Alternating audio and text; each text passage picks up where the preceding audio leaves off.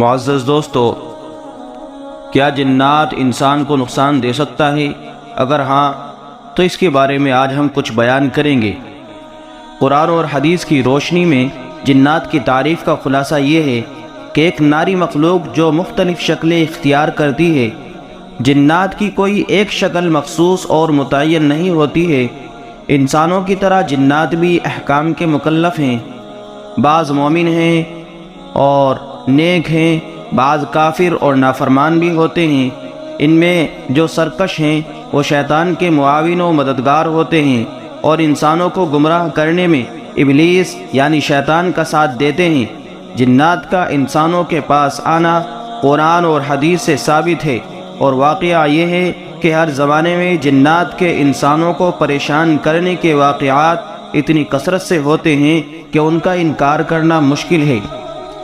جنات کو اللہ رب العزت نے جسم لطیف عطا فرمایا ہے اور انسانی آزمائش کے لیے یہ طاقت دے رکھی ہے کہ وہ بعض تصرفات کر کے انسانی زندگی پر اثر انداز ہو سکتے ہیں، جس کا قرآن اور حدیث سے ثبوت ملتا ہے۔ لہذا کسی کے جسم پر جن کا تسلط اور اس کے اثر سے مغلوب ہو جانا کوئی بڑی بات نہیں ہے، جیسے کبھی کوئی ظالم و جابر انسان دوسرے انسان کو مظلوم اور مجبور کر دیتا ہے۔ حضرت عبداللہ ابن عباس رضی اللہ تعالی عنہما سے مروی ہے کہ ایک عورت اپنے بچے کو لے کر رسول اللہ صلی اللہ علیہ وآلہ وسلم کی خدمت میں حاضر ہوئی اور عرض کیا، اے اللہ کے نبی صلی اللہ علیہ وآلہ وسلم، میرے بیٹے پر جنات کا اثر ہے اور وہ صبح اور شام اس پر آتے ہیں۔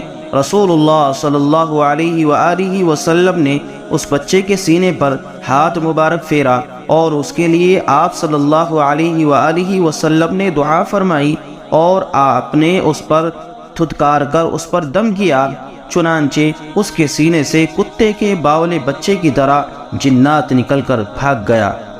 اللہ تبارک و تعالی تمام بری چیزوں سے، تمام آفات و بلیات سے اللہ رب العزت ہم سب کی حفاظت فرمائے۔